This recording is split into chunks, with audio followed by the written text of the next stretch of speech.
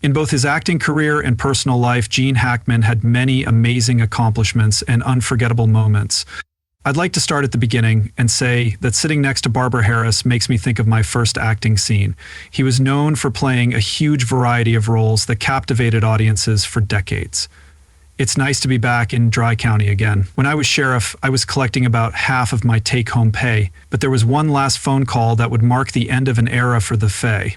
The last words of the late, great actor Gene Hackman were, "Are you with the Fad now? Yeah, I'm over at their property. There's no address here." This conversation, which happened just before he died, shocked everyone. But before we get into the shocking details of that call, let's take a step back and talk about Gene's tragic death and the mysterious circumstances that have left many people with more questions than answers. Gene Hackman's last days, from his sudden disappearance from public view to the eerie moments leading up to his death, seem to mirror the suspenseful roles he played so well on screen. Gene Hackman's life was an interesting journey of acting brilliance, quiet reclusiveness, and a profound impact on the world of cinema. Born in San Bernardino, California on January 30, 1930, Gene's early years were marked by a modest upbringing. His family wasn't rich, but they had their share of stories. After living in different parts of California, Gene's family finally settled in the small town of Danville, Illinois, where he would later graduate from high school. It was here that he discovered his love for acting, even though he had been shy and quiet as a child. Before graduating from high school, he lied about his age to join the U.S. Marine Corps so he could join at 16. At what led to the lie? 16-year-old kid decides to join the Marine Corps for you. Gene's military experience had a big impact on his personality and worldview, instilling in him a sense of discipline that would later serve him well in his acting career. He then went on to get a higher degree. It was at the University of Illinois that he improved his acting skills and became serious about the career. After graduation, he moved to New York City and worked in small theater productions and even did some minor roles. He studied at the famous Actors Studio with future legends like Al Pacino and Robert De Niro. Early on, G was known for his intensity, his ability to fully inhabit a character, and his wide range. He wasn't just a typical leading man. He was the kind of actor who could easily switch between roles that required a sharp edge of danger or vulnerability, whether he was playing a charming anti-hero or a menacing villain. New York was hard, but it was also where Gene's stories began. The tough, competitive worlds of Broadway and off-Broadway gave Gene the grit and resilience he would carry with him throughout his career. In the early years of his career, Gene often had trouble getting leading roles, but his talent shone through even in those early performances, and it wasn't long before Hollywood noticed him.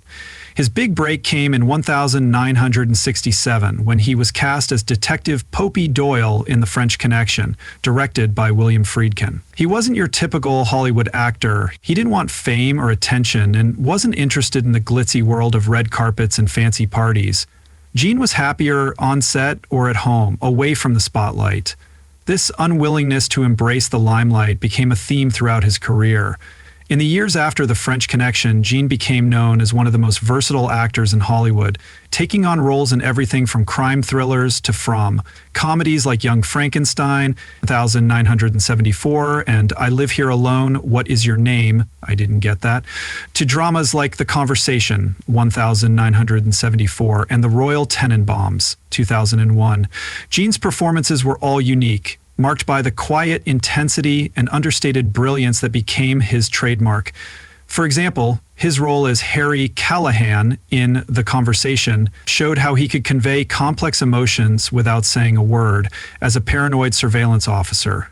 Audiences were captivated by Gann's simple but powerful performance. The film wasn't a box office hit, but it earned critical acclaim and cemented Gene's status as one of the best actors of his generation.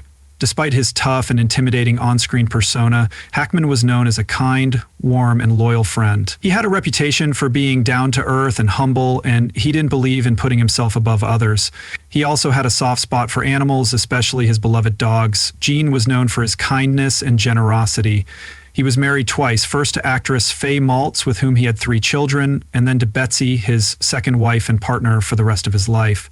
Gene and Betsy were known to live in a remote home just outside of Santa Fe, New Mexico, where they could find peace away from the prying eyes of Hollywood. It was here in this quiet sanctuary that Gene spent his last years, far away from the attention of the media. Even though Gene kept taking on occasional roles, his career was slowing down by the time he was in his 70s. He started to spend less time in movies and more time in his personal life. At the same time, his reputation as a thoughtful, introspective man grew. He was no longer the young, wild star of the 1970s, but an experienced actor who had seen and done it all. His decision to step back from acting was a reflection of who he was. Gene had never been someone who liked being the center of attention, and as he got older, he found comfort in a quieter life. His love of writing and painting became important parts of his later years. Even though he had accomplished so much in Hollywood, his focus in retirement shifted to personal passions, and he found fulfillment in making art. Despite his many awards and nominations, including 2 Academy Awards and a Golden Globe, Gene stayed grounded. His legacy as an actor is one of incredible talent. From The French Connection to Unforgiven, Gene Hackman's films will always be remembered for their variety and quality. But it was Gene's humility, his quiet nature, and his refusal to fit into the typical Hollywood mold that really made him stand out. The death of the highly respected actor Gene Hackman on February 26, 2025 marked the end of an era. Fans and coworkers alike were shocked and saddened by the news. Our community lost a giant, and I lost a dear friend in Gene Hackman. His death left a void in the world of cinema, but his influence lives on. His amazing talent and refusal to seek fame made him one of the most loved and respected figures in film history. He will be missed by all who knew him and those whose lives were touched by his work on screen. Now, before we talk about his last phone call, let's look at the shady circumstances surrounding his and Betsy's split. Death. Gene Hackman and Betsy Arakawa were not used to the quiet, peaceful life they had built in their Santa Fe home. The couple had mostly disappeared from public life in recent years, leading to what many called a more private life. Gene, the famous actor, had long retired, and Betsy, his wife of over 20 years, handled their personal and professional matters with quiet determination. They were known for being kind, especially to animals. They had 3 dogs and their own cat. In their Santa Fe community, many people loved them very much, but on February 26, 2025, Gene Hackman, 95, and Betsy Arakawa, 65, were found dead in their home with one of their dogs. The circumstances of their deaths were strange from the start. It looked like they had been gone for at least a week before their bodies were found. This is where things started to get even stranger. The details of their deaths at first seemed pretty clear. As the investigation went on, more questions were raised. Gene's body was found in the mudroom of their house, next to his cane and sunglasses. Betsy's body was found in the bathroom, showing clear signs of decomposition. There were no signs of violence or external trauma, so their deaths were considered suspicious, but there wasn't much to go on. It's easy to imagine that in their last years, Gene and Betsy were tired of the constant attention they were known to be getting from the public. They were very private people who rarely had guests over or went out in public. In fact, their close friends Daniel and Barbara Lenahan said they hadn't seen the couple in years. The Lenahans had known Gene for over 30 years, but had only talked to the couple a few times in the years before they died. Betsy had become more protective of her husband in recent years, especially after the pandemic, and she only let certain people into their lives. The suspicions were raised by people who knew them, but no one could have predicted the tragic and eerie end to their quiet life. Joey Padilla, who trained and cared for the couple's 3 dogs, talked about the close bond the couple had with their pets. He said that Betsy was always careful about who interacted with Gene, and that she was especially protective of him. It was clear that she would do anything to make sure he was safe and comfortable. She ran most of the couple's errands, and Xena, a 12-year-old mixed German Shepherd breed, was the first dog found dead after the couple's bodies were found. Betsy had a strong bond with her dogs, which made many people even more confused about what happened to them. The couple's love for animals was well known in their community, and Joey remembered that Betsy and Gene gave a lot of money to the local humane society and were loved for. The couple's sudden and shocking deaths were a stark contrast to their warmth and quiet acts of kindness. Betsy was known to treat the staff at Santa Fe Tales with great generosity, often buying Christmas dinner for the whole team. What really stands out about this case is the lack of immediate answers. The couple's deaths were ruled suspicious, but not because of any obvious trauma. Carbon monoxide poisoning was quickly ruled out as the cause, leaving the Santa Fe County Sheriff's Department confirmed that their bodies had probably been there for more than a week before they were found. What happened during that time is still a mystery. There were no signs of foul play, but the couple's private and guarded life seemed to make it even stranger. Jean and Betsy had lived alone for a few years before they died. Their home in Santa Fe was out of the way of curious visitors, but their privacy had made them more mysterious. Also, it made people wonder if there were other people involved in their deaths, maybe someone close to them, someone in their small group of trusted friends and family members who was hiding something. An especially unsettling part of the investigation was finding an orange prescription bottle and a 2025 planner. These items raised more questions than they answered. For example, Hackman had been getting older and having health problems in the years before they died, so it's possible that that medication was involved. It's worth wondering if the prescription bottle could give us clues about his health before he died. Could it have had something to do with the terrible events that happened, or is it just another unimportant piece in the puzzle? The dog's behavior also suggested that something wasn't right. They were very close to their owners, especially Zena, who had been found with Betsy. It was clear that the dogs hadn't reacted to any intruders or signs of struggle. If there had been a break-in or forced entry, wouldn't the dogs have acted differently? Wouldn't they have tried to protect their owners? The fact that they didn't adds more confusion to a case that was already very confusing. Investigators still haven't been able to say for sure what killed the couple, and the case is still open. They have ruled out some possibilities, such as foul play, but there are still a lot of questions that need to be answered. The deaths of Gan and Betsy are still a mystery, and the facts of their last days only seem to get less clear as time goes on. As the investigation continues, many people are left wondering if we will ever really know what happened in that Santa Fe home. Jean Hackman and Betsy Araki had chosen a quiet life for themselves as an escape from the difficulties of fame and public life. But it seems that the privacy they valued was what killed them so suddenly and mysteriously, also found in their home. These small clues suggest there was more to the story than met the eye, but authorities haven't said much about what was on the phones. Why were the phones specifically left behind?